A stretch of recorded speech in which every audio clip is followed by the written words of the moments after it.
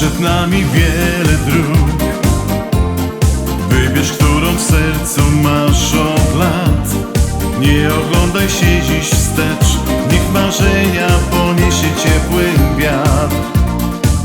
Nasze życie podróżą jest, mapę w sercu posiada każdy z nas.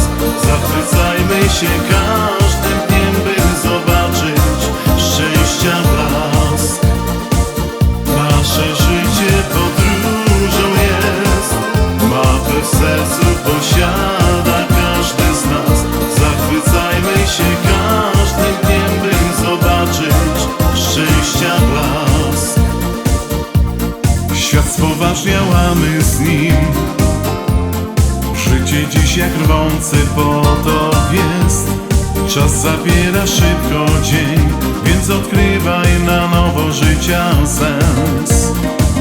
Nasze życie podróżą jest, mapę w sercu posiada